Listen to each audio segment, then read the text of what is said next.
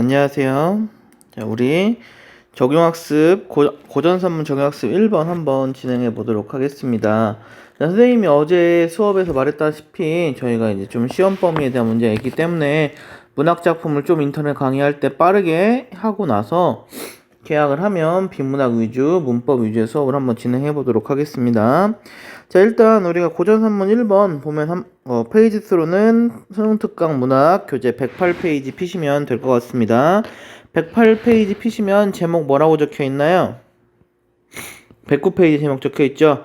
작자미상, 지하국 대적, 퇴치, 설화. 자, 설화입니다. 설화. 즉 우리가 근원설화가 되거나 다른 이야기들의 좀 근본이 되는 이야기라고 좀 생각할 수 있겠죠. 자, 내용 한번 보면 이 작품 같은 경우에 우리 간단하게 알고 있는 내용일 것 같습니다.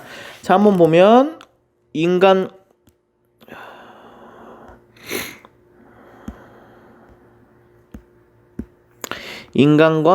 죄송해요. 왜 안 나오죠?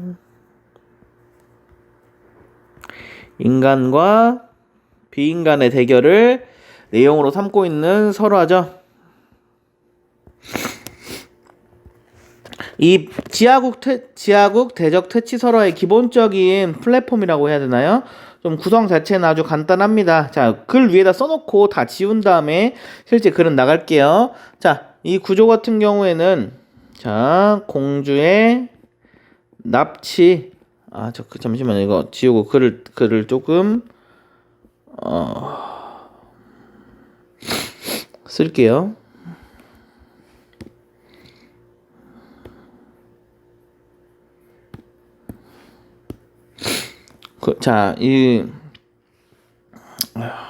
죄송해요. 자, 한번 보면 이 설화의 기본 구조는 간단합니다. 자, 일단 공주가 납치됩니다. 자, 그 다음에 공주가 납치되면 무사히 구해오겠다, 자원하겠다. 그 다음에 근데 혼자서는 할 수 없어요. 그래서 누구의 도움을 받아요? 조력자의 도움을 받는다. 그 다음에 결국에 마귀를 퇴치합니다. 그 다음 어떻게 될까요? 부하들이 배신합니다. 공을 가로채려고 부하들이 배신합니다. 그 다음 마지막 결국에 이 위기를 극복하면서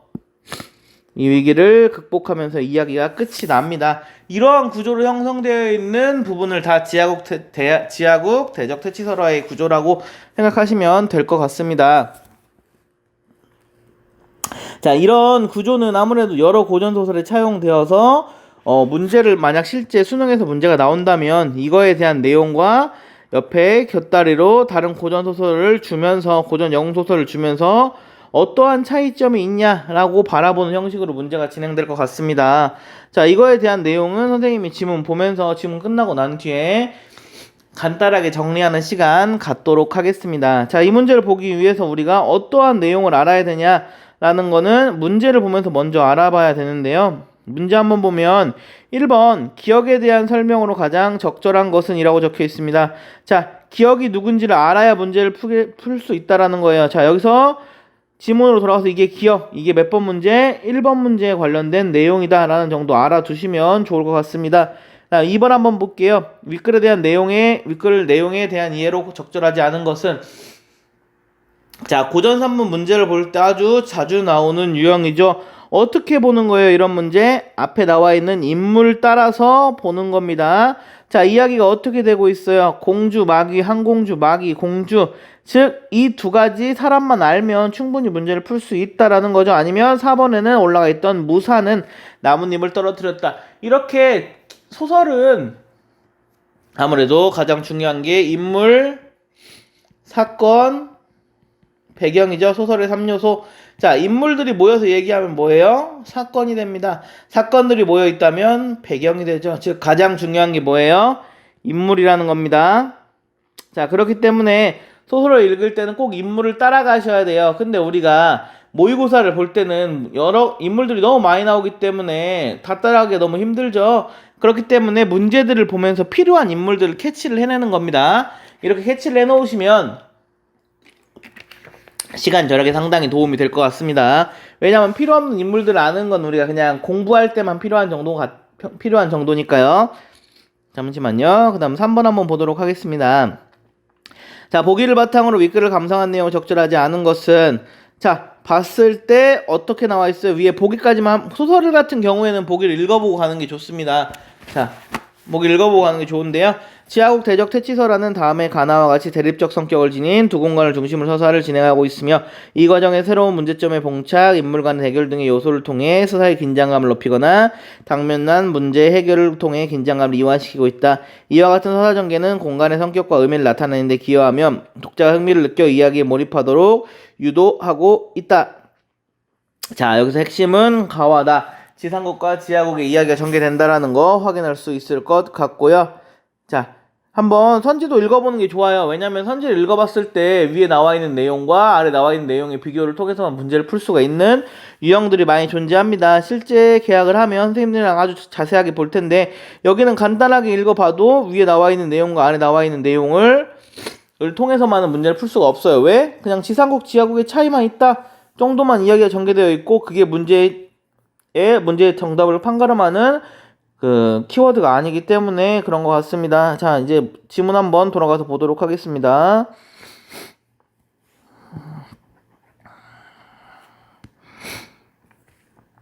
자, 옛날이라는 단어를 통해서 우리가 짐작할 수 있는 거 뭘까요? 시간적 배경을 짐작할 수 있죠. 근데 시간적 배경이 언제래요? 옛날이래요. 몇 년도도 아니고 옛날이래요. 시간적 배경이 명확하지 않다.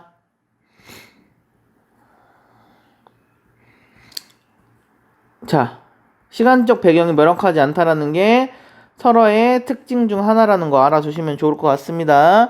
지하국에는 마귀가 살고 있어서 가끔 이 세상에 나타나 어지럽히거나 예쁜 여자를 납치하거나 하는 일을 일삼았다. 자, 여기서 여기까지 누구의 역할이에요? 이 설화에서 마귀의 역할, 마귀가 하는 일 정도로 체크하면 될 것 같고요. 다음, 어느 때는 마귀가 나타나 왕의 세 공주를 한 번에 납치해간 사건이 있었다. 자, 여기 같은 게 아주 간단한 그냥 클리셰예요. 클리셰. 자, 여기가 어떤 거예요? 무사 vs 마귀가 싸우게 되는 계기가 되죠. 자, 이렇게 공주를 납치할 때가 있고, 또는 큰 부자의 딸을 납치하는 경우도 있다라는 거 알아두시면 될 것 같습니다.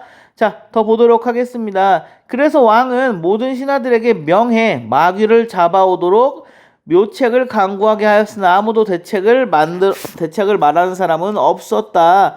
자, 여기서 말하는 마귀, 우리가 흔히 생각하는 빌런, 이제 이 소설의 빌런이 등장하죠. 자, 여기 이 마귀는 선과 악 중에 어떤 걸 대표하는 인물일까요? 꼭 마귀가 아니어도 좋아요. 이 설화에 차용한 소설에서는 이름이 꼭 마귀가 아니겠죠. 하지만 뭐 이렇게 잡아온다, 왕이 시킨다 라는 내용을 통해서 악의 빌런이라는 거 알 수가 있을 거고요. 악의 성향의 대표적인 인물이라는 거 알 수 있을 것 같고요. 얼마간 지나서 한 무사가 임금님, 저희 집안은 대대로 나라의 녹봉을 받고 있습니다. 이번에 제가 몸을 바쳐 나라의 은혜에 조금이라도 보답을 하려고 합니다. 그러므로 저에게 마귀 퇴치를 위한 중임을 맡겨주십시오. 반드시 공주님을 구해오겠습니다. 라고 말함으로 왕은 기뻐서 이를 허락했다. 자, 이 무사가 친 대사를 통해서 무사의 성격을 보여주는데요. 자, 한 글자로 설명한 무사의 성격은 뭘까요? 충이라고 볼 수 있을 것 같습니다. 즉, 나라에 충성하고 노력하고자 하는 무사의 성격이 나타난다. 무사의 성격이 나타난 부분이 어디냐라고 보여준다면 이 부분 선택하면 되겠죠.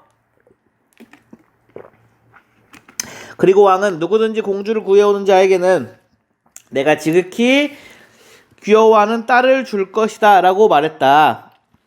자, 여기 같은 경우에는 뭔 소리예요? 왕의 대사를 통해서 알 수 있는 부분은 뭐예요? 보상이 무엇인지 알 수가 있죠. 모험을 하면 보상이 된다. 근데 딸을 준다라는 건 뭘까요? 왕의 딸은 누구예요? 당연히 공주죠. 자, 공주와 결혼하면 신분이 올라가요? 신분이 올라가지 않아요? 신분이 올라가죠. 근데 옛날 세상에서는 신분이 올라가는 것만큼 큰 상이 없었죠. 그렇기 때문에 신분 상승의 기회. 여기 나와 있는 내용들이 지금 이 보상들이 나중에 부하가 배신하는 이유가 되겠죠. 더 보겠습니다. 무사는 몇 명의 부하를 데리고 마귀의 소굴을 찾아 나섰다. 자, 여기 이제 주인공 무사의 이야기가 좀 시작될 것 같은데, 무사의 성격은 아까 어떻다고 했어요? 충의 가치관을 가지고 어떠한 목적을 가지고 길을 떠났습니까? 어떠한 목적을 가지고 마귀로부터 공주를 구하려는 목적을 가지고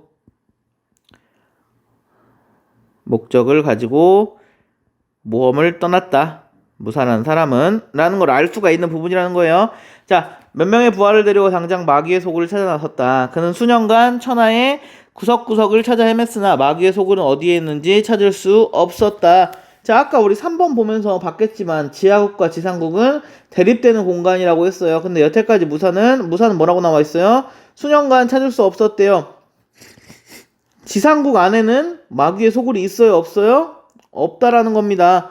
자, 이렇게 찾을 수 없다라는 건 어떠한 걸 의미할까요? 지하국은 지상국과 단절된 공간이다. 나 자신의 능력으로는, 내 능력으로만은 헤쳐나갈 수 없을 거예요. 헤쳐나갈 수 없어요. 아까 선생님이 근원설화의 이 이야기에 좀 전체적인 클리셰를 말해줬는데, 조력자의 도움이 있어야겠죠. 고정설은 무조건 조력자의 도움이 나오잖아요. 거의 보통. 무조건이란 말은 좀 뺄게요. 보통 조력자의 도움이 나옵니다. 그렇기 때문에 조력자의 도움이 필요한 구간이라는 걸 알 수가 있을 테고요. 어느 날 그는 피곤하여 산기슭에 누워 바위를 베개 삼아 잠시 꿈을 꾸게 되었다. 꿈에서 한 백발노인이 나타나. 자, 꿈에서 한 백발노인이 나타나. 여기서 말하는 백발노인, 이제 이야기를 통해서도 짐작할 수 있겠지만 글의 흐름을 보고 나서 짐작할 수 있어요. 왜? 내 능력으로만 헤쳐나갈 수 없는데 갑자기 인물이 등장했어요. 그럼 이 인물은 어떤 인물일까요? 당연히 조력자겠죠. 누구에게 도움을 주는? 무사에게 도움을 주는. 자, 좀 지우고 할게요. 필요한 부분 있으시면 스페이스 누르면서 적어주세요.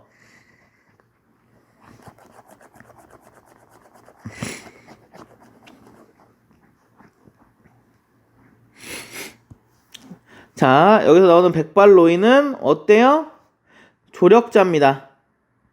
누구를 돕는? 무사를 돕는 조력자입니다. 무사를 돕는 조력자고요. 자, 그리고 뭐라고 나와 있어요? 꿈을 꾸고 있으니까 백발노인이 나타났대요. 그리고 나는 산신령이래요.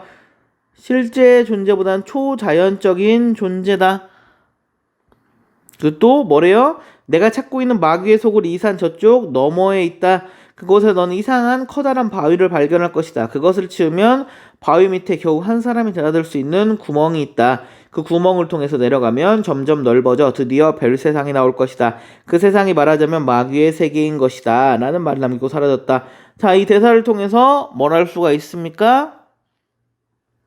아니, 이 백발노인 하는 역할이 나오죠.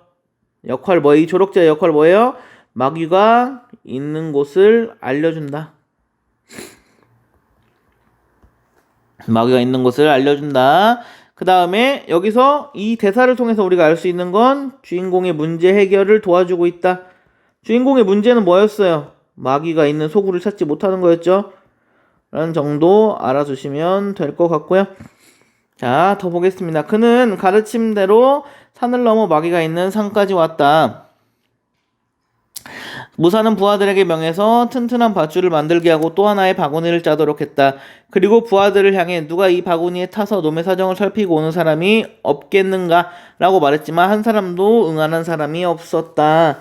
자, 여기 부분 한번 보겠습니다. 자, 이 바구니란 소재는 조금 이 내용에서 중요한 소재일 것 같은데요. 이 바구니는 어떠한 역할을 하고 있을까요? 아까 지상국과 지하국은 단절되었다고 말을 했죠. 그 단절된 부분들을 잇는 매개체가 되겠죠. 매개체입니다. 어떠한 매개체예요? 지상국과 지하국을 잇는 매개체가 된다라는 거 알아두시면 좋을 것 같고요. 자, 그 다음 부분 한번 여기서 보면 한 사람도 응하지 않았다 라고 나와 있습니다. 부하들뿐만 아니라 사람들은 지하국에 대한 무서움을 두려움을 지니고 있었다라는 걸 보여주는 부분이고요.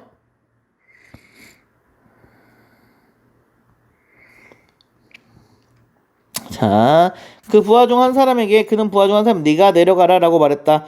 그리고 도중에 위험하면 줄을 흔들거라. 그리하면 즉시 올려줄게 라고 말을 했다. 그 자는 지상에서 조금 내려가자 줄을 흔들었다. 무서웠기 때문이었다.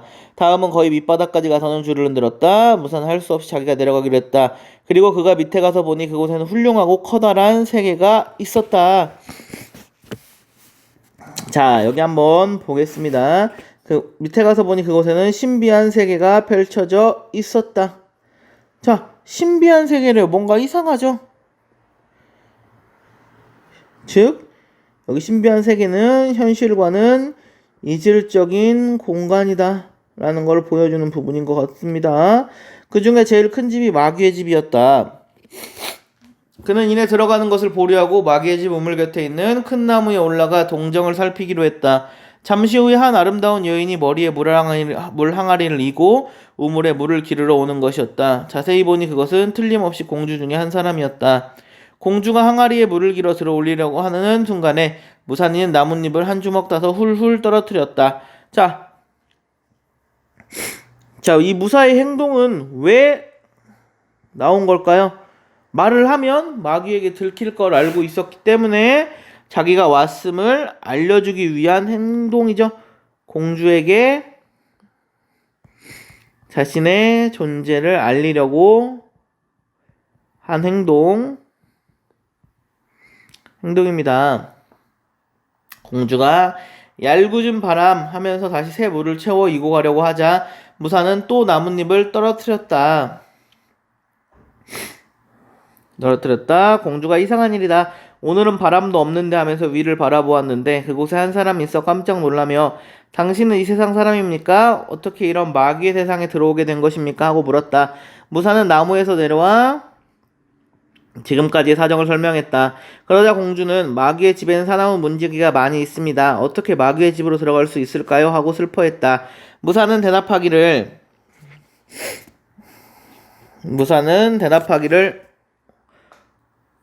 제가 젊을 때 어느 무사로부터 약간의 술법을 배운 적이 있습니다. 그럼 제가 지금 수박으로 변할 테니 제주껏 하십시오 라고 말하고 10발자국 정도 물러서 공중으로 날아 3번 공중제비를 하니 수박이 되었다. 자, 여기까지 읽고 나서 한번 이야기 보겠습니다. 자, 무사는 나무에서 내려와. 자, 잠시만요. 무사는 여기부터 이제 이야기를 설명을 해야 될 것 같아요. 여기까지 이야기를. 자, 무사는 나무에서 내려와 지금까지의 사정을 말했다. 여기서 말하는 사정은 어떠한 사정일까요? 어떠한 사정이에요?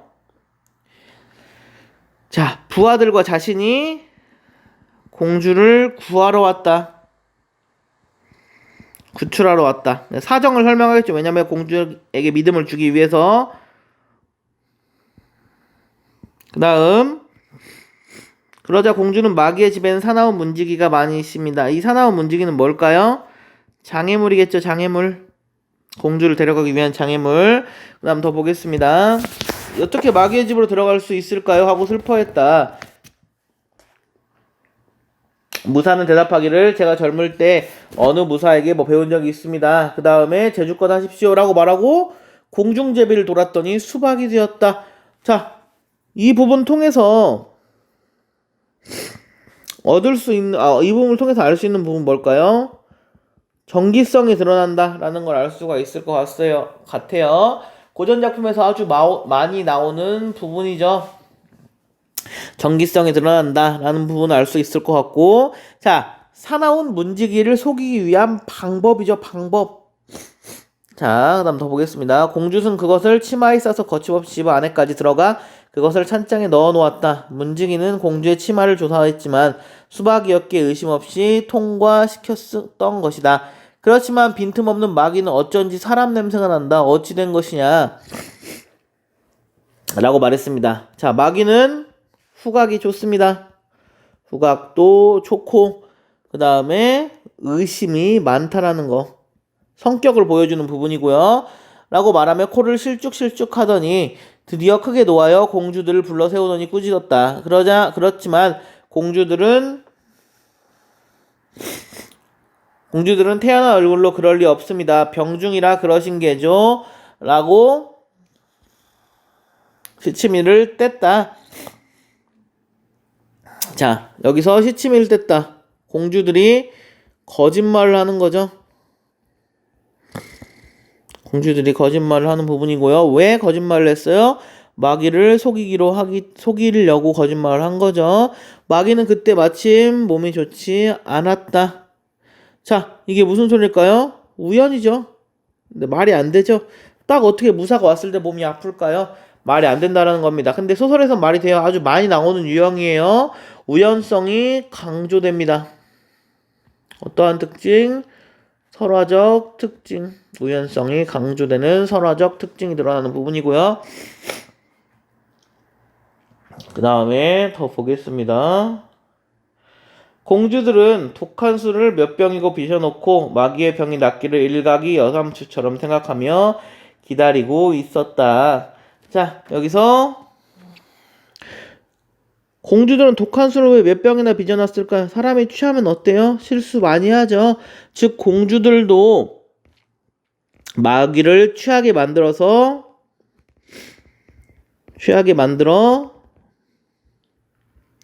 어떤 형식을 취해놓고 자신의 약점을 말하게 하기 위해서입니다.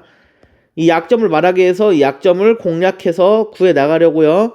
왜냐하면 수박으로 변한 무사가 듣고 있으니까 약점을 말하게 하기 위해. 자, 며칠 후 공주들은 강한 술과 3마리 돼지를 가지고 연을 베풀어 마귀를 초대하여 주인님의 병이 나았으므로 우리가 축복하기 위해 연회를 베풀었습니다.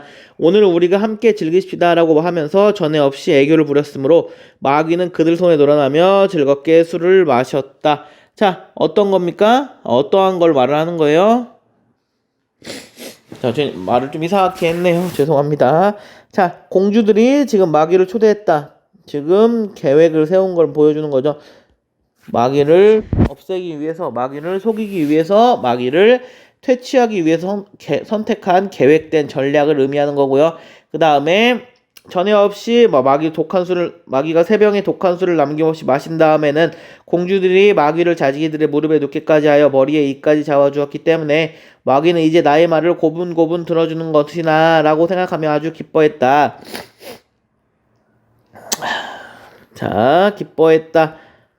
그리고 오늘 너희가 나를 위해 잔치를 베풀었으니 그 대신 나는 그대에게 소원을 들어주지 하고 말했다. 자, 여기 같은 경우 한번 짚고 넘어가야겠습니다. 어디냐면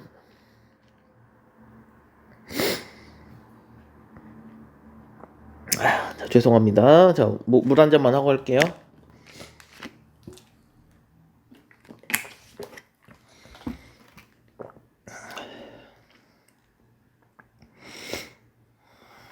자, 공주들이 한 행동이죠. 전에 없이 애교도 부리고 무릎에 눕혀서 머리에 이까지 잡아주었대요.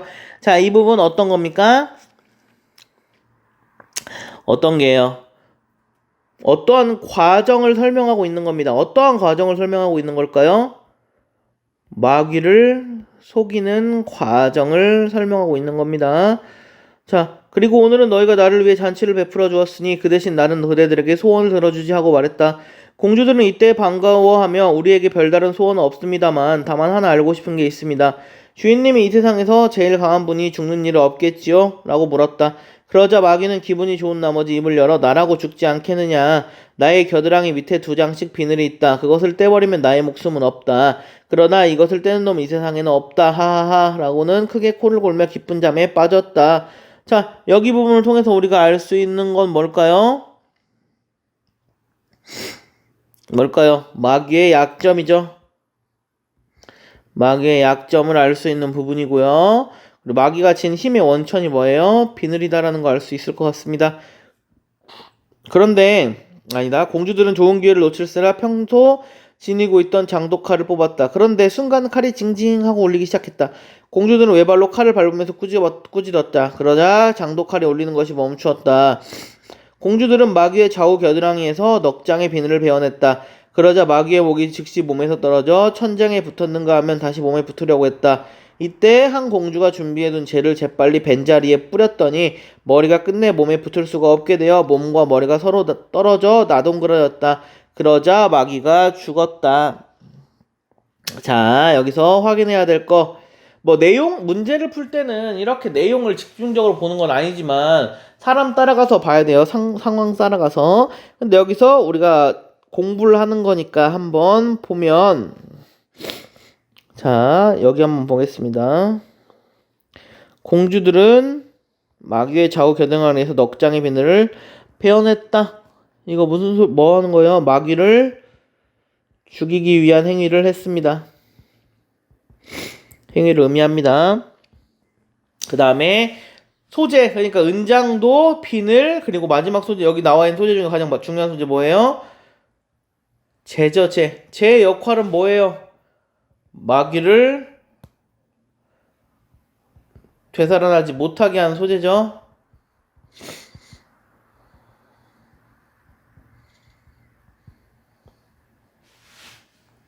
정도 알아두시면 될 것 같고요. 공주들은 무사와 함께 구멍 밑으로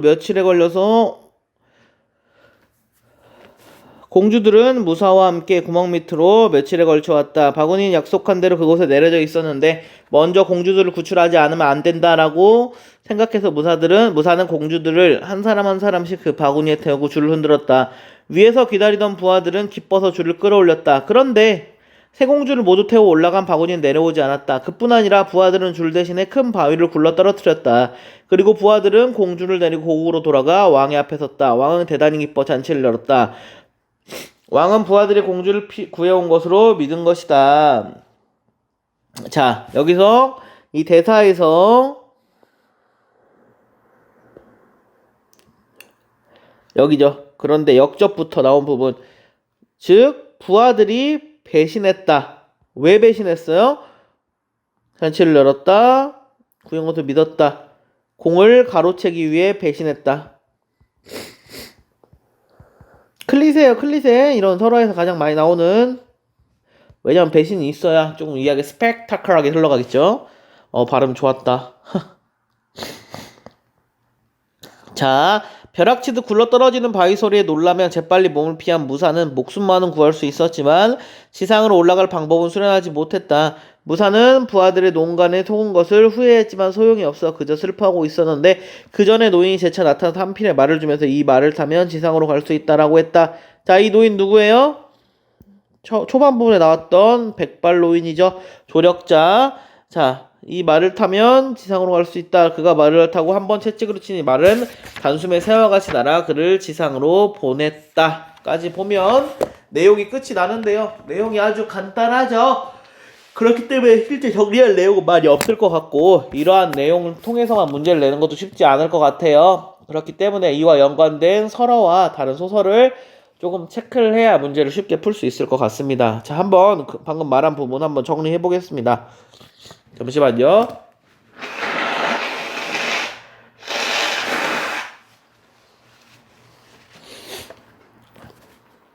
자, 한번 정리해 보도록 하겠습니다.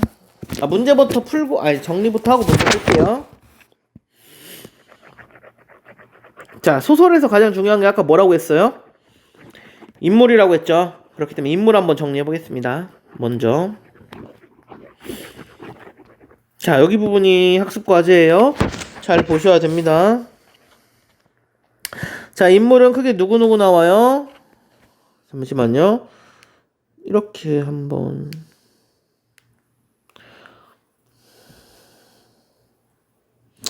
자, 인물 한번 누가 나오는지 볼까요? 일단 가장 먼저 마귀가 나오죠. 자, 마귀는 어떠한 존재입니까?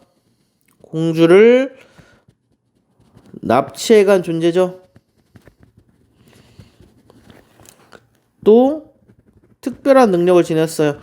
어디에서 볼 수 있어요? 뭐 베네를 떼서 죽는다는 거나 머리를 잘랐는데 하늘과 땅이 이렇게 막 이어지려고 노력을 한다거나 뭐 여러 가지 상황, 냄새, 후각이 좋거나 뭐 후각이 좋은 건 전기성은 아니죠. 자, 특별한 능력들을 보여주는 부분이 군데군데 있다라는 거 알아두셔야 됩니다. 그리고 이 마귀는 어떠한 존재라는 걸 앞부분에 나왔어요. 뭐라고요? 세상을 어지럽히거나 예쁜 여자를 납치하는 등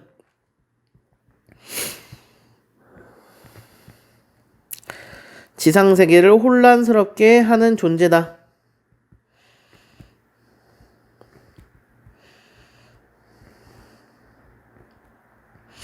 알아두시면 좋을 것 같고요.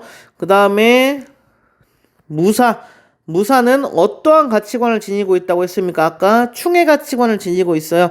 그렇기 때문에 나라로부터 입은 은혜를 보답하고자 합니다.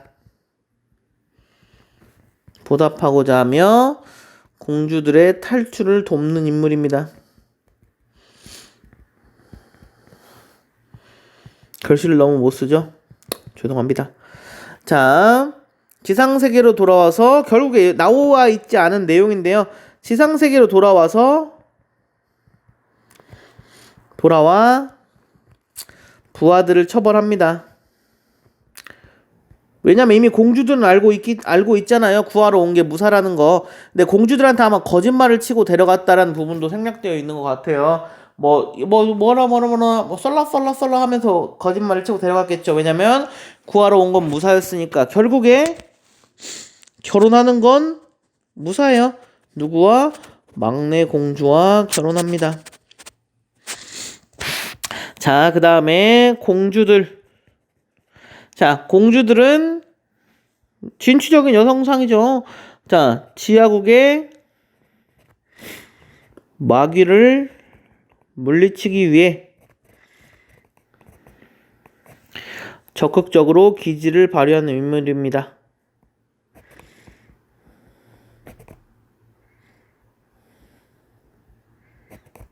그리고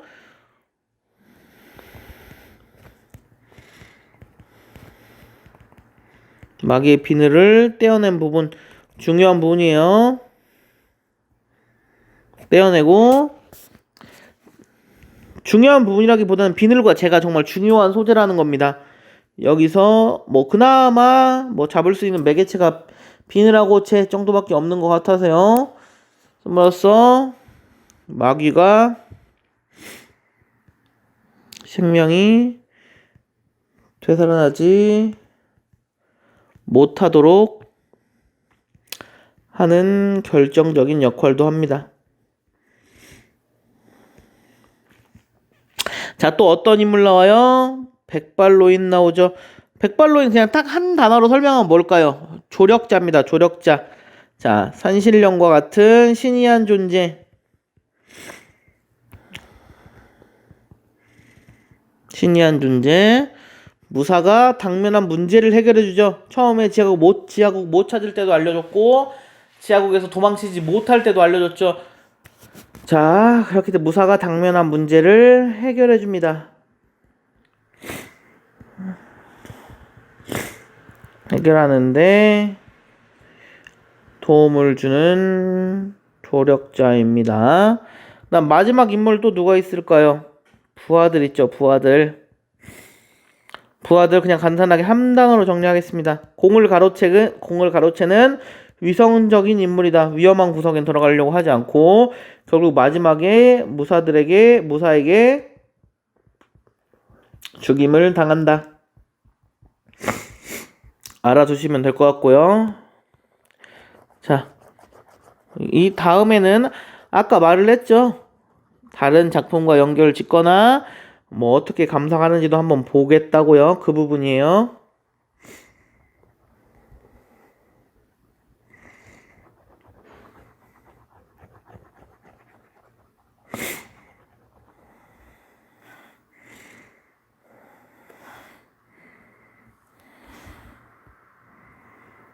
자, 한번 보겠습니다. 자, 이 작품 같은 어떤 형식의 지하국 재직 아이고 좀 빨간색으로 할게요. 자, 지하국 좀 얇게 해야겠다. 지하국 대적 퇴치 설화는 자 김원전의 작품 VS는 아니고요. 김원전의 내용과 같이 보면 조금 좋을 것 같은데요. 김원전의 내용이 지하국 대적 퇴치 설화의 내용을 계승하여 창작됐습니다. 알아두시면 그냥 좋습니다. 자, 그렇기 때문에 김원전의 특징과 줄거리를 보기로 제시한 다음에 뭐 이야기를 좀 비교하는 형식의 이야기가 나올 수 있다라는 거 알아두시면 좋을 것 같습니다. 그렇기 때문에 그냥 이렇게 한번 김원전 한번 찾아보시고요. 찾아보면 도움 될 것 같습니다. 못 찾으시면 선생님한테 찾아오면 선생님이 따로 뽑아주도록 하겠습니다.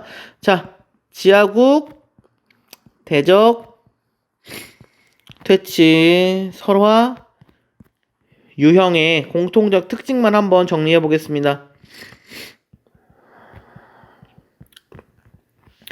자, 퇴치자는 영웅의 모습을 보이기도 합니다.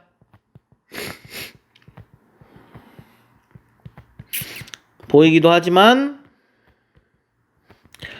평범한 인물이라는 거. 자, 두 번째, 납치된 인물은 고귀한 신분이거나 또는 용모가 뛰어납니다. 둘 다일 수도 있죠. 세 번째, 초자연적인 존재 또는 동물의 도움을 받아 적이 있는 곳을 알게 됩니다.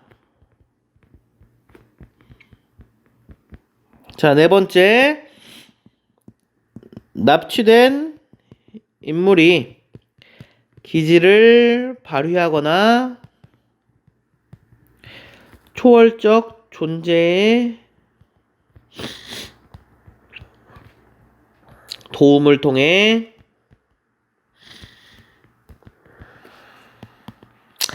적을 퇴치하게 됩니다. 라는 특징 알아두시면 될 것 같습니다. 한번 문제에서 짚어보자면, 자, 나와 있는 작품에서 짚어보자면, 퇴치자는 영웅의 모습을 보이기도 하지만 평범한 인물이다. 무사는 평범한 인물이죠. 능력이라는 걸 영웅의 모습 어떤 거? 그냥 수박으로 변한다 정도밖에 안 나온 것 같고요. 그 다음 납치된 인물은 고귀한 신분, 공주고 용모가 빼어났다. 초자연적 존재, 산신령, 그런 노인, 백발 노인. 그 다음에 납치된 인물이 기지를 발휘했다. 술 먹여서 비늘 떼어내고 재 뿌렸다. 라는 내용 그대로 확인할 수 있을 것 같아요. 자, 그렇기 때문에 이렇게까지 이 작품 정리하도록 하고요. 그렇게까지 어려운 작품이 아니기 때문에 간단하게 정리를 해보도록 합시다. 자, 이제 문제 한번 풀어보도록 하겠습니다. 자, 1번. 아까 기억에 대한 설명으로 가장 적절한 것은 기억 누구였어요? 기억 백발 노인이었죠. 백발 노인 누구였습니까? 조력자였습니다. 자, 정답만 한번 보도록 하겠습니다. 정답이 되는 2번 한번 봅시다. 1번부터 봐도 상관없습니다. 모범이 되는 행동 보여주지 않죠. 그냥 조력만 하기 때문에 주인공에 필요한 도움 제공하고 있다. 확인할 수 있고요. 아니죠. 왜냐면 갑자기 중간에만 등장을 했기 때문에 성찰의 얘기는 아니죠. 위글리가 아니죠. 정답 2번이라는 거 알 수가 있을 것 같고요.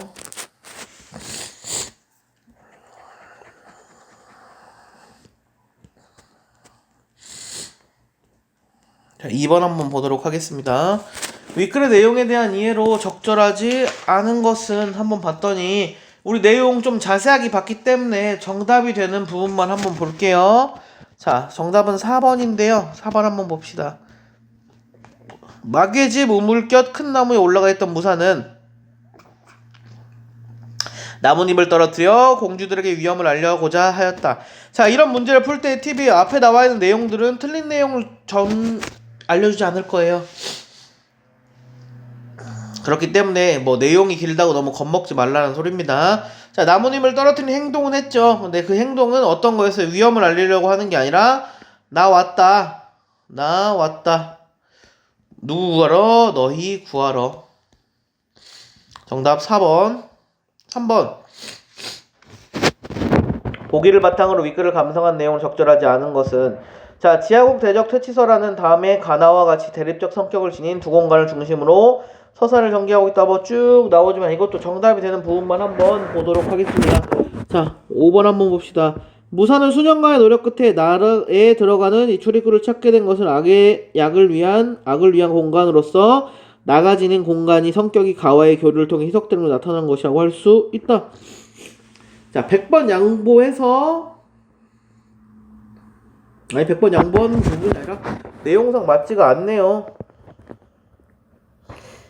내용상 맞지가 않아요. 무사한 소년과의 노력 끝에 출입구를 찾게 된 것, 조력자의 도움을 통해 출입구를 찾게 된 것은 악을 위한 공간으로서 나가 지닌 성격이 교류를 통해 해석된 것임을 알 수 있다. 아니죠. 그냥 구하러 돌아갈 수 있는 내용.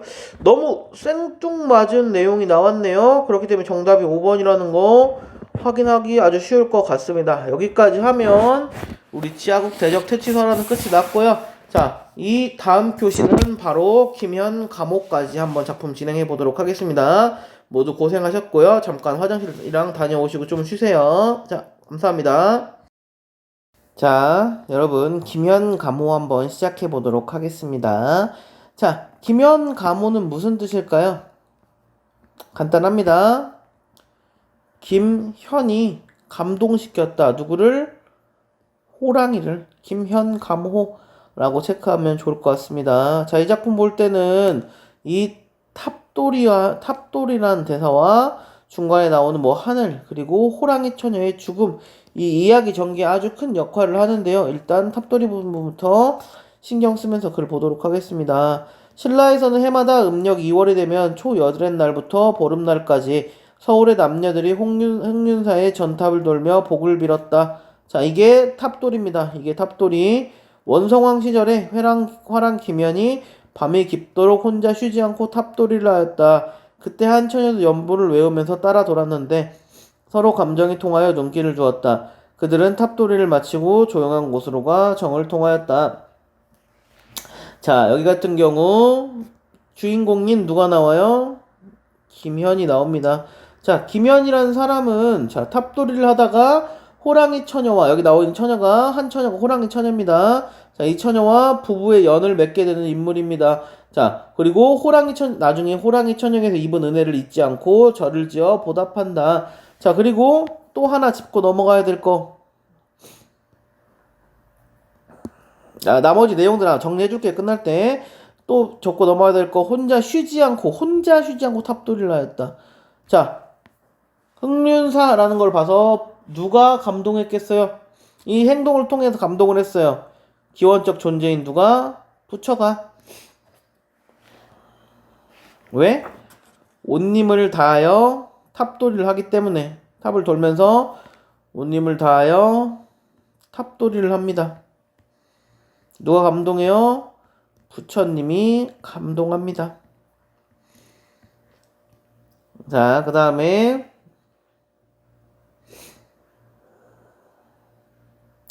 자, 여기 부분은 조금 말이 안 되는 부분이긴 하죠. 왜냐면 그냥 돌다가 눈이 맞았는데 부부의 연을 맺었대요.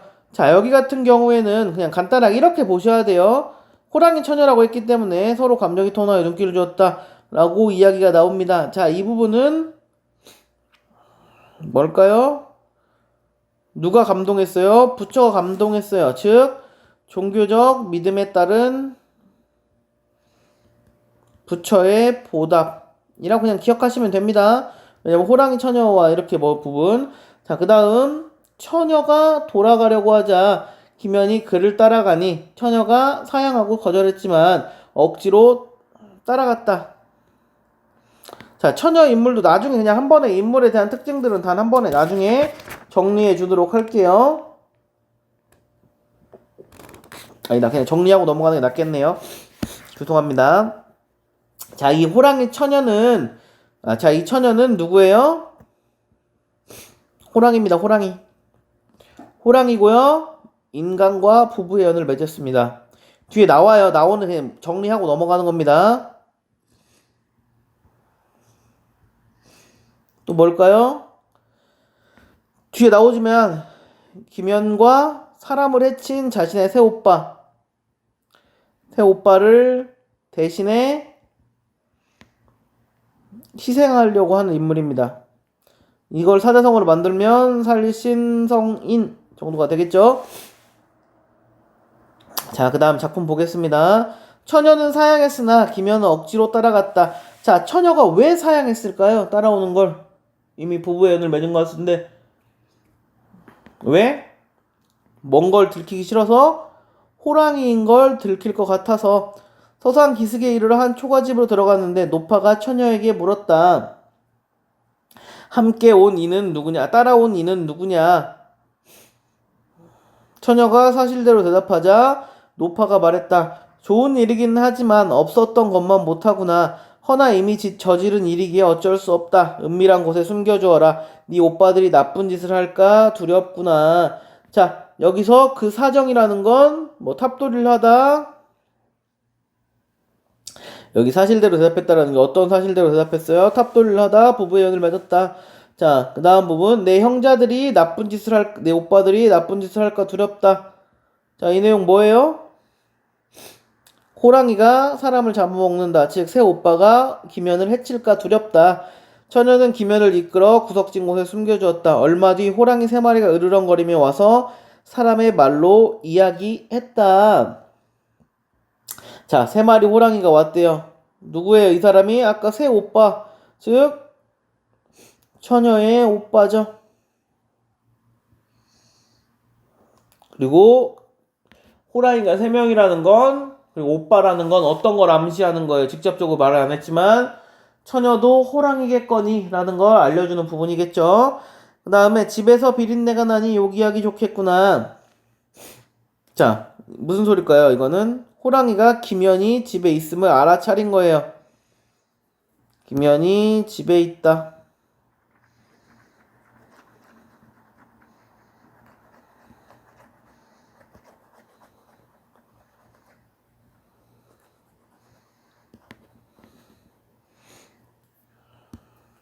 김연이 집에 있음을 알아차렸다. 즉, 김연이 죽을 위기에 처했다.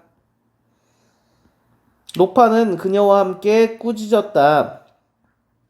너희들 코가 어떻게 되었구나. 어찌 미친 소리를 하느냐. 자, 너무 과격하죠? 왜 이렇게 과격하게 말했을까요? 도둑이 제발 저린 거죠. 집안에 사람이 있다는 것을 숨기려고.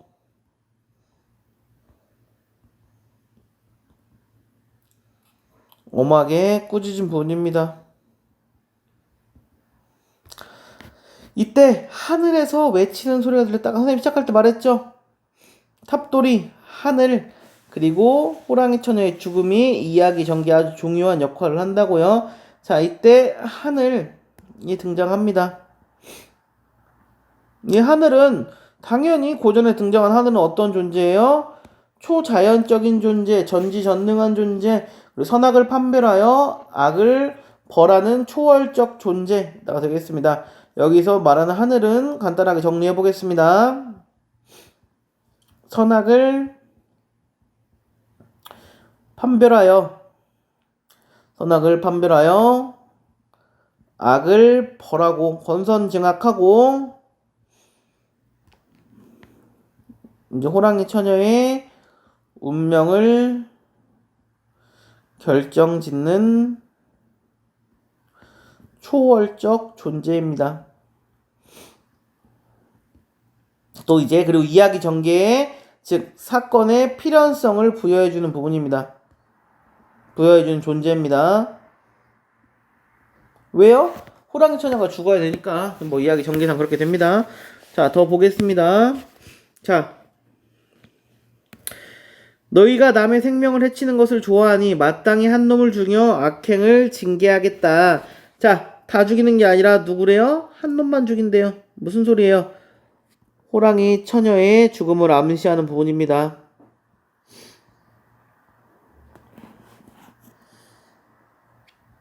호랑이 처녀가 죽이진 않았지만 왜? 처녀는 희생할 거니까요. 살신성인 할 거니까요.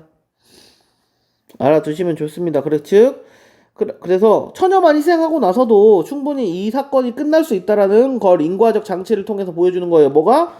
하늘이 말한 부분, 마땅히 한 놈을 죽여 악행을 징계하겠다라고 한 부분. 자, 새 호랑이가 이 말을 듣고 모두 근심하는 기색을 보이자 처녀가 말했다. 만일 새 오빠가 멀리 피해가 스스로 뉘우친다면 제가 대신 그 벌을 받을게요. 자, 한번 짚고 넘어가겠습니다. 자, 새 호랑이가 모두 근심했대요. 새 호랑이는 뭐예요? 뭡니까? 걱정해요. 뭐를? 징계가, 즉 죽음이 자신에게 올까봐.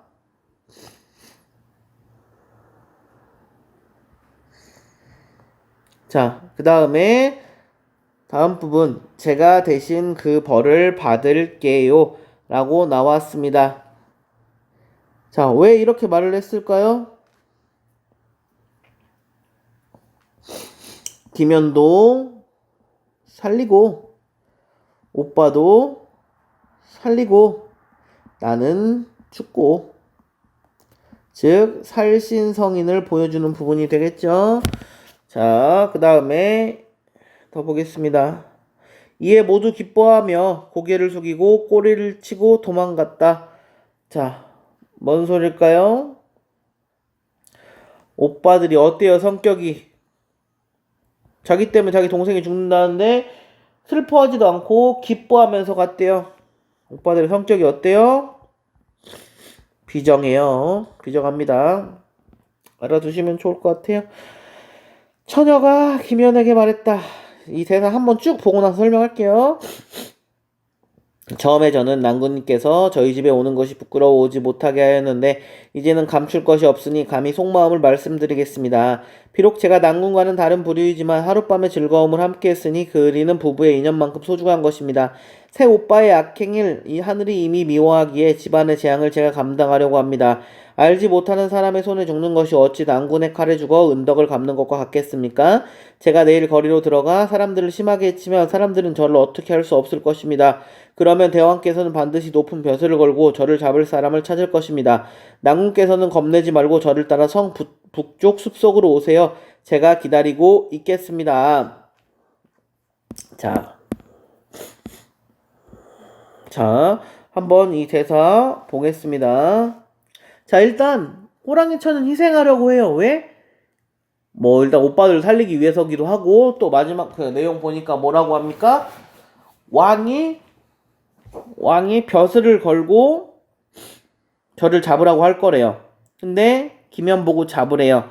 그럼 어떻게 돼요? 벼슬을 얻을 것 같대요. 자, 이런 내용, 전체적인 내용만 파악하고 간단하게 들어가서 보면,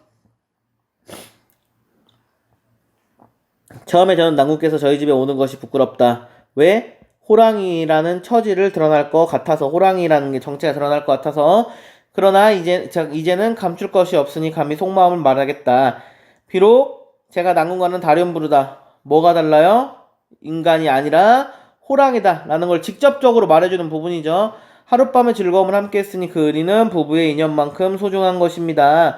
자, 새오빠의 악행을 하늘이 이미 미워하기에 집안의 재앙을 제가 감당하려고 한다. 어때요?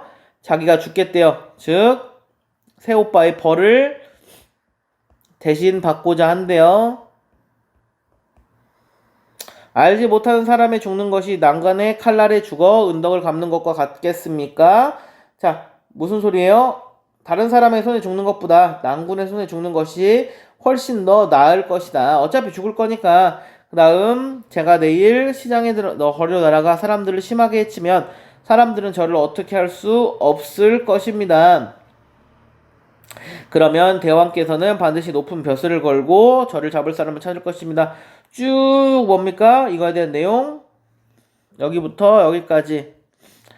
즉 어차피 자기 죽을 거니까 뭐예요? 김연을 출세까지 시키겠다. 시키기 위한 처녀의 자기 희생과 김연에 대한 고귀한 사랑을 보여주는 부분이 되겠죠. 보여주는 부분 찾으라고 하면 이 부분 찾으면 됩니다. 자, 김연이 말했다. 사람이 사람과 사귀는 것은 인륜의 도리이지만 다른 부류와 사귀는 것은 정상이 아닙니다. 그러나 이렇게 되었으니 진실로 하늘이 준 운명인데 어찌 차마 배필의 죽음을 팔아서 요행으로 한 세상의 벼슬자리를 바라겠습니까? 자, 여기서 다른 부류와 사귀었다. 무슨 소리예요?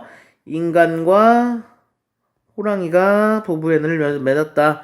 자, 그 다음에 진실로 하늘이 준 운명이래요. 뭐라고요? 김연이 무슨 생각을 해요? 처녀와의 사랑이 운명이다. 자, 그리고 배필의 죽음을 팔아서 인생의 벼슬을 한 세상의 벼슬자리를 바라겠다.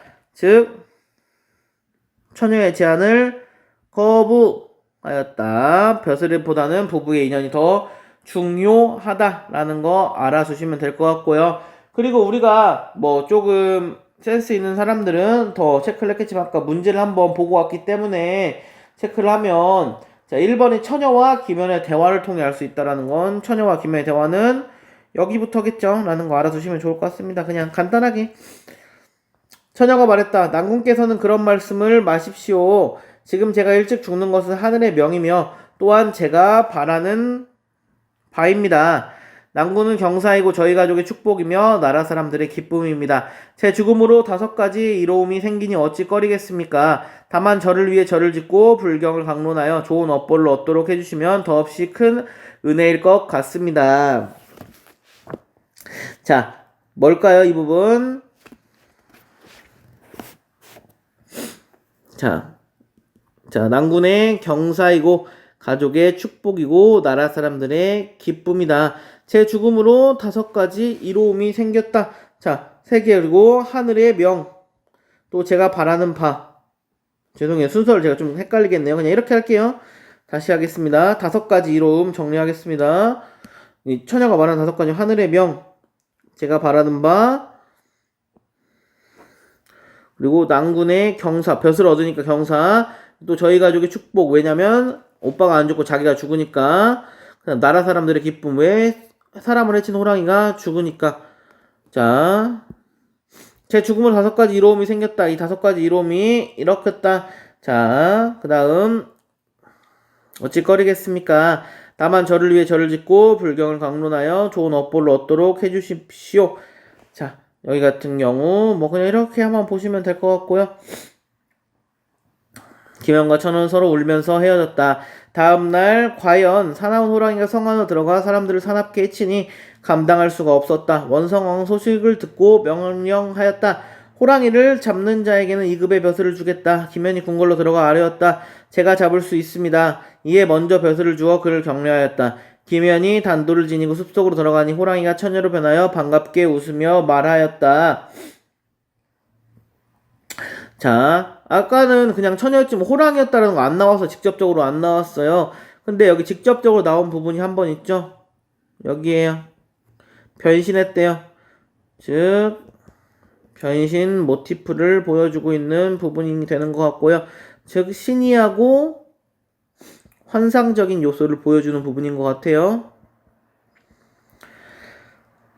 간밤에 저와 난군이 함께 나눈 말을 잊지 마십시오. 오늘 제 발톱에 다친 사람들은 모두 흑륜사에 간장을 바르고 그 절에 나팔 소리를 들으면 곧 나을 것입니다. 자, 사람을 해칠 마음이 있었어요? 없었어요? 없었다라는 겁니다. 그리고 홍륜사에 간장을 바른대요. 그리고 나팔 소리를 들으면 된대요. 나팔 소리 들으면 된대요. 무슨 소리입니까? 종교가 불교적 신성성에 바탕을 두었다. 민간요법으로 치료를 하면 된다고 말을 하니까요. 처녀가 말을 마치고 김연이 차고 있던 칼을 뽑아 스스로 찌르자 처녀는 바로 호랑이가 되었다. 김연이 숲에서 나와 말하였다. 자, 김연이 죽인 게 아니라 자결했죠. 스스로 찔렀죠. 자결했죠. 즉 이걸 통해서 알 수 있는 부분은 뭘까요? 인간과 호랑이의 사랑은 이루어질 수 없다라는 부분을 보여주는 부분인 것 같고요. 지금 여기서 호랑이를 쉽게 잡았다.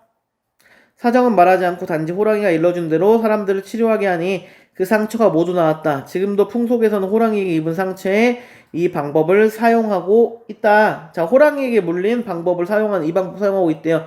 즉 유래가 뭐래요? 이 호랑이 처녀의 유래라는 걸 알려주는 부분이고요. 자, 김현은 등용된 뒤 서천가에 절을 세우고 호원사라 하였다. 자, 서천가에 호원사라 하였다. 호원사는 지금 있는 부분이에요.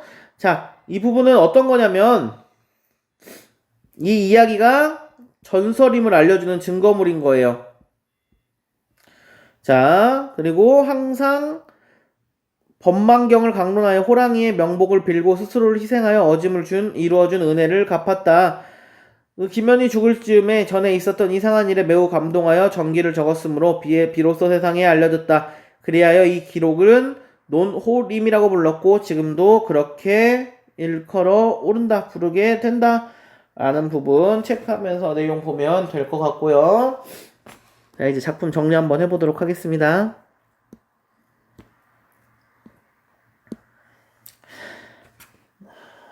자, 이 김현 가모의 특징 3가지만 한번 정리해 보겠습니다.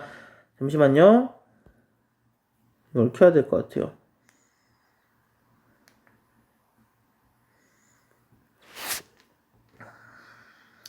자, 김현 가모의 특징 3가지. 변신형, 모티프 사용. 호랑이가 인간으로 변해 서사가 이루어졌다.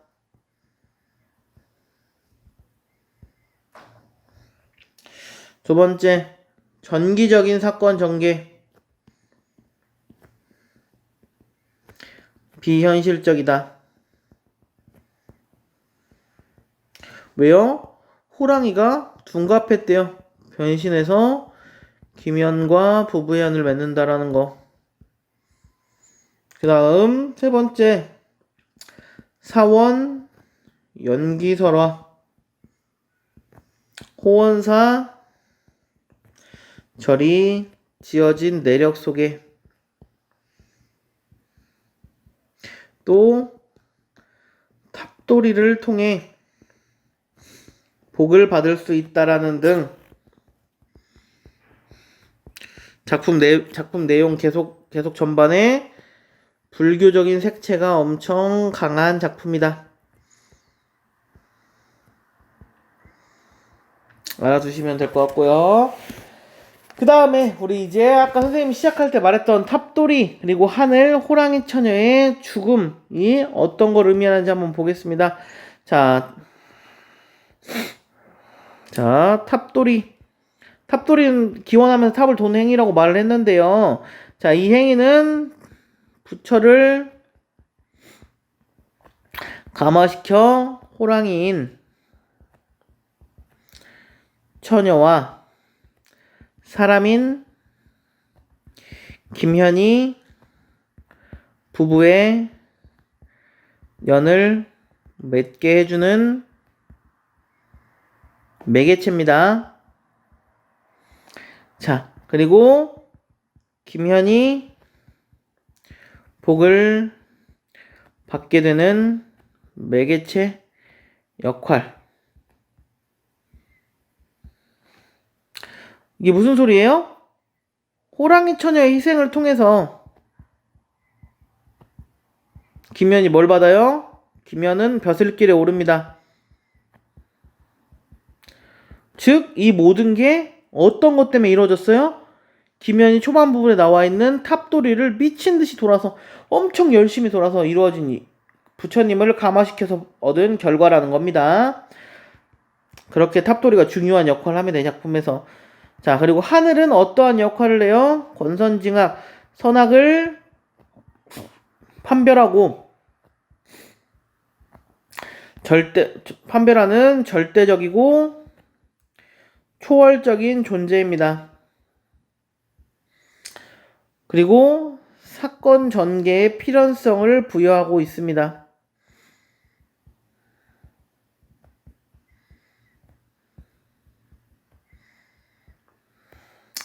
자, 그 다음에 호랑이 처녀의 죽음은 어떠한가를 의미하냐? 천명입니다. 하늘이 내린 운명이다. 왜 하늘이 줬으니까. 자, 두 번째 김현의 경사입니다. 왜? 벼슬길에 올랐으니까요. 그리고 아까 5가지를 지금 하고 있는 거예요. 처녀의 소원입니다. 왜? 오빠 살리고 김현 출세 시키는 게 처녀의 소원이기 때문에. 그 다음에 또 호랑이 가족의 복입니다. 똑같습니다. 똑같은 이야기예요. 사실 호랑이 가족이 처녀의 소원이기 때문에 5가지라고 말을 해놨기 때문에 말을 하는 거예요. 오빠 살리는 거. 자, 마지막 나라 사람들의 기쁨입니다. 왜요? 백성들이 호랑이가 죽으니까 호환의 두려움에서 벗어나기 때문에. 자, 이제 인물의 성격과 인물 성격 한번 보겠습니다. 2명의 성격만 보면 되겠죠? 김현과 호랑이 처녀인데요. 자, 김현부터 한번 보겠습니다. 자, 호랑이 처녀와의 인연이 인륜의 도리에 벗어난 것이라도 하늘이 정해준 운명, 천행이라고 생각합니다. 성격을 보여주는 부분이죠. 또 뭡니까? 호랑이 처녀가 권유하죠. 어떤 권유? 자기 잡아서 출세하라는 권유합니다. 자, 근데 처음에는 거절하죠. 즉 성공 같은 경우는 별로 그렇게 중요치 않다. 뭐 결국에 마지막엔 했겠지만 그건 이야기 전개상 어쩔 수 없으니까요. 그리고 또 마지막 부분 통해서 절 세워달라 그랬죠. 호랑이 처녀가. 호랑이 처녀를 위해 절을 세웠어요? 안 세웠어요? 세웠죠. 처녀를 위해 절을 세움. 내용을 통해서 알 수 있는 부분은 지고지순하고 진실되다. 또 호랑이 처녀의 성격 한번 보겠습니다. 살신성인적이에요. 왜요? 오빠들의 악행을 대신해서 뭐 처벌받으려고 하기 때문에요. 그리고 김현의 출세를 바래요. 원해요. 원합니다. 그리고 또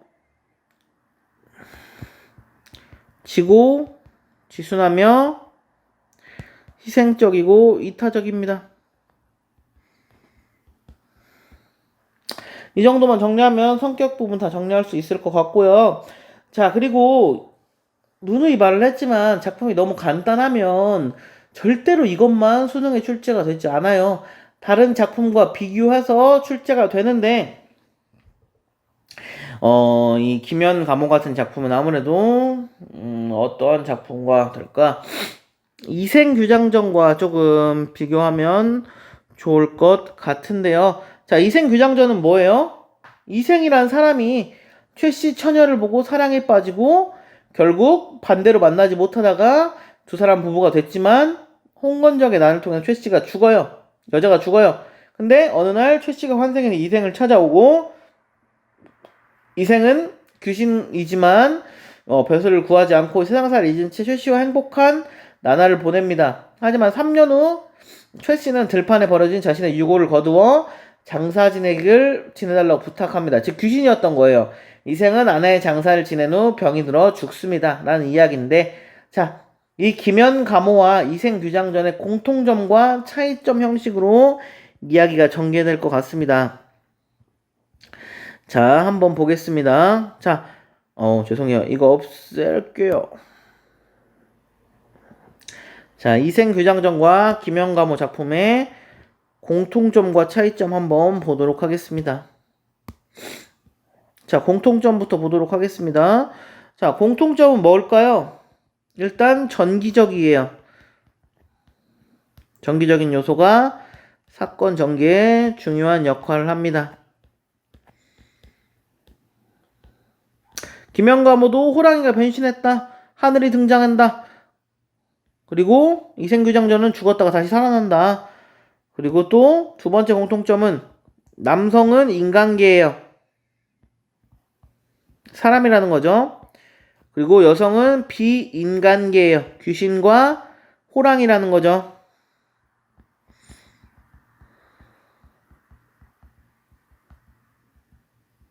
자, 그 다음에 두 작품 모두 어때요? 사랑을 끝내 이루지 못해요. 모두 주인공 간의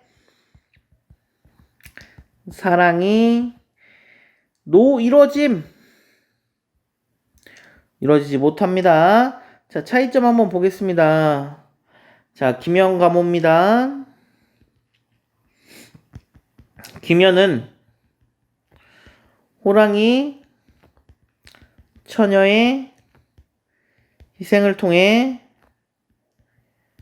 출세합니다. 또 김연은 호랑이 처녀의 죽음을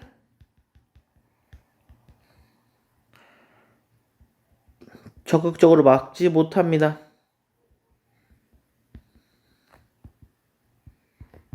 또 호랑이 처녀는 죽으면서 좋은 업보를 얻도록 도와달라고 합니다. 자, 이생규장전입니다. 이생은 최 씨와의 사랑을 이어나가기 위해 출세를 포기합니다. 세속적인 성공보다는 사랑을 중시한다라는 걸 보여주는 부분이죠. 최 씨와 이생은 운명을 거역하지 못하고 결국 이별합니다. 죽었다라는 거죠.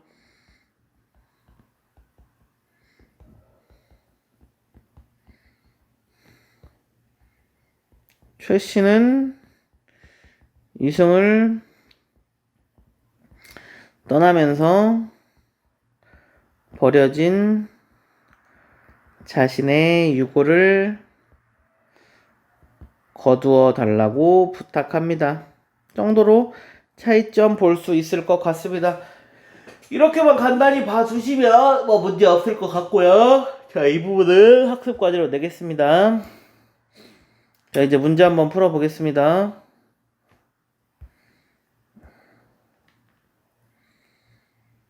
자, 1번 처녀와 김연의 대화를 통해 알 수 있는 내용으로 적절하지 않은 것은, 자, 아까 선생님이 앞부분을 체크한 어디부터예요? 여기부터 뭐 여기에 대한 내용이겠죠. 자, 정답이 되는 부분만 한번 보도록 하겠습니다. 자, 3번 한번 봅니다. 인륜의 도리를 지키고자 만남을 지속하려 한다. 만남을 지속하려 하는 건 맞겠지만 인륜의 도리는 지키지 않지만 천행이기 때문에 어쩔 수 없이 뭐 사랑한다라는 이야기 확인할 수 있었겠죠. 그렇기 때문에 정답 3번. 자, 2번 인물들의 이해로 적절하지 않은 것은 너무 간단하죠. 5번 한번 봅시다. 처녀는 사람들을 해친 죄로 하늘의 징계를 받게 된다. 사람 해쳤어요? 안 해쳤어요? 뭐 중간 끝난 부분에 뭐 저작거리로 나아가 시장으로 나아가 사람들을 해쳤다라고 나왔지만 결국 그 사람들은 어때요? 죽었어요? 안 죽었어요? 흑륜사의 간장 통해서 살아났죠. 나팔 소리 듣고. 즉 5번이 정답이라는 거 알 수가 있을 겁니다. 하늘의 징계를 받게 된 건 왜 그랬어요? 오빠들 대신해서 받은 거예요. 그 다음에 3번 한번 봅시다. 보기는 윗글에 대한 논평의 일부분이다. 윗글을 참고하여 감사하고 적절하지 않은 것은 이래 전말을 꼼꼼히 살펴보면 호랑이는 홍륜사의 전탑을 도는 중에 사람을 강동시켰고 하늘이 호랑이의 악행을 징계하려 하자 자신이 대신하였으며 신기한 방법을 전하여 사람들을 구하였고 절을 세워 불계를 강론하게 했다. 이는 짐승의 성품이 어질기 때문만은 아니고 대개 부처가 사물에 감응하는 방법이 다양해서 기면이 정성껏 탁도리를 하자 그에 감응하여 보답하고자 한 것이니 기면이 복을 받는 것은 당연하다. 내용 한번 읽어보면 되겠지만 정답이 되는 4번만 한번 본다면 기면이 호랑이를 잡고 얻은 벼슬은 그의 종교적 믿음에 대한 원성왕의 보상이다. 일단 벼슬은 원성왕의 보상이 맞아요. 하지만 믿음에 대한 원성왕의 보상이다. 원성왕이 부처예요? 아니죠. 그렇기 때문에 정답이 4번이라는 거 알 수가 있을 것 같습니다. 1, 2, 3, 4, 5번 읽어보면 알겠지만 다 봤던 부분이에요. 처녀를 만난 것 믿음에 대한 보답, 희생의 결정을 얻은 성품 때문만 아니라고 할 수 있다. 왜냐면 기면의 출세도 있으니까요. 그리고 5가지 이유 말했죠. 그리고 3번 변화에 조금 택한 부처의 보답, 정성에 대한 부처의 보답 맞고 5번 희생에 대한 보답, 부처에 대한 보답 맞죠? 즉 4번이 정답이라는 거 확인할 수 있을 것 같습니다. 자, 이번 시간도 어제와 같이 첨부물 인쇄해서 아니면 인쇄하지 못하면 다운받아서 사진으로 찍어서 댓글 올리시면 출석 체크 인정하도록 하겠습니다. 요즘 출석 체크가 아주 저조합니다. 좀 더 열심히 하시길 부탁드립니다. 자, 모두 수고하셨습니다. 감사합니다.